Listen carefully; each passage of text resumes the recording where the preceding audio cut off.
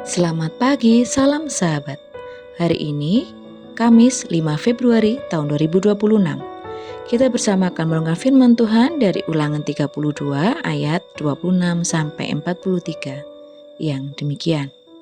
Ulangan pasal 32 ayat 26 sampai 43. Demikianlah firman Tuhan. Seharusnya aku berfirman, aku meniupkan mereka, melenyapkan ingatan kepada mereka dari antara manusia, tetapi aku khawatir disakiti hatiku oleh musuh. Jangan-jangan lawan mereka salah mengerti, jangan-jangan mereka berkata, tangan kami jaya. Bukanlah Tuhan yang melakukan semuanya ini. Sebab mereka itu suatu bangsa yang tidak punya pertimbangan, dan tidak ada pengertian pada mereka. Sekiranya mereka bijaksana, tentulah mereka mengerti hal ini, dan memperhatikan kesudahan mereka. Bagaimana mungkin satu orang dapat mengejar 1.000 orang, dan 2 orang dapat membuat lari 10.000 orang, kalau tidak gunung batu mereka telah menjual mereka, dan Tuhan telah menyerahkan mereka. Sebab bukanlah seperti gunung batu orang-orang itu, musuh kita boleh menjadi hakim. Sesungguhnya, pohon anggur mereka berasal dari pohon anggur Sodom, dan dari kebun-kebun Gomora. Buah anggur mereka adalah buah anggur yang beracun, pahit gugusan-gugusannya. Air anggur mereka adalah racun ular, dan bisa ular tedung yang keras ganas. Bukankah hal itu tersimpan padaku, termeterai dalam perbendaharaanku?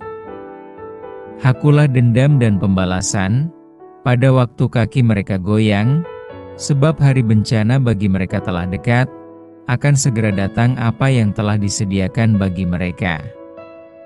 Sebab Tuhan akan memberi keadilan kepada umat-Nya, dan akan merasa sayang kepada hamba-hambanya, apabila dilihatnya, bahwa kekuatan mereka sudah lenyap, dan baik hamba maupun orang merdeka sudah tiada. Maka Ia akan berfirman, di manakah Allah mereka? Gunung batu tempat mereka berlindung yang memakan lemak dari korban sembelihan mereka, meminum anggur dari korban curahan mereka? Biarlah mereka bangkit untuk menolong kamu, sehingga kamu mendapat perlindungan. Lihatlah sekarang, bahwa akulah Dia.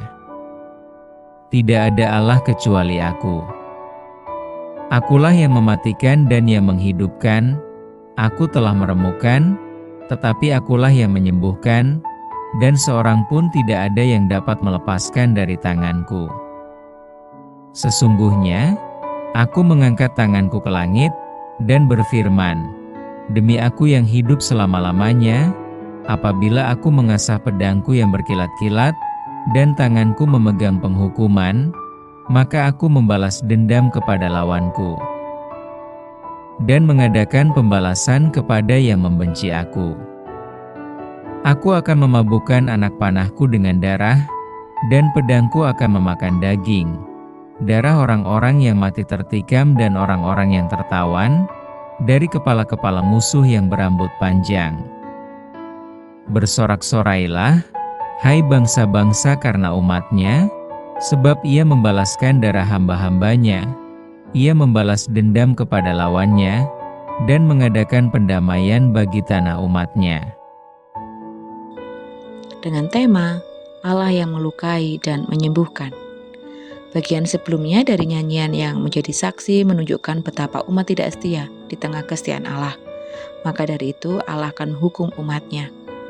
Namun Allah tidak akan menghabiskan umat secara total karena tidak mau musuh umat berpikir bahwa mereka lakukan semua itu dan berbangga di dalamnya, di ayat 26-27. Allah kemudian menyatakan bahwa umat-Nya tidak bijaksana, tidak mengerti bahwa kekalahan mereka adalah karena gunung batu yang mereka jual. Tuhan yang menyerahkan mereka ke dalam tangan musuh mereka, ayat 30. Namun untungnya walaupun Allah sendiri yang menyerahkan umat kepada musuh mereka, Allah kemudian akan memberikan keadilan dan bebelas kasih kepada umat-Nya yang telah tidak berdaya ditindas oleh musuh mereka, di ayat 36. Allah berkata, Tidak ada Allah kecuali Aku. Akulah yang mematikan dan menghidupkan. Aku telah melukai dan Aku akan menyembuhkan. Tidak ada yang dapat melepaskan dari tanganku. Di ayat 39. Allah Maha Kuasa berarti tidak ada satu kuasa pun di bumi maupun di langit yang dapat memberikan malapetaka kepada umat Allah, kecuali Allah sendiri yang memberikannya. Karena itu, ketika malapetaka atau penderitaan terjadi dalam hidup kita, baik sebagai hukuman atas ketidaksian kita ataupun sebagai bagian pembentukan diri kita oleh Allah, ingat kisah Ayub, kita perlu mendekat kepada Allah untuk mengerti apa yang Ia mau kita lakukan. Allah pasti memberikan semua kesulitan itu dalam kebaikannya, yaitu supaya kita bertobat atau dibentuk menjadi makin serupa dengan Kristus. Bandingkan dengan Roma 8 ayat 28-29. Keadilan dan belas kasih-Nya membuat Allah yang melukai umat-Nya akan menyembuhkan mereka juga pada waktunya. Apapun yang terjadi, terutama ketika kita sedang didisiplinkan oleh Allah yang mengasihi kita sebagai anak-Nya, bandingkan dengan Ibrani 12 ayat 5-8, marilah kita tetap berharap kepadanya.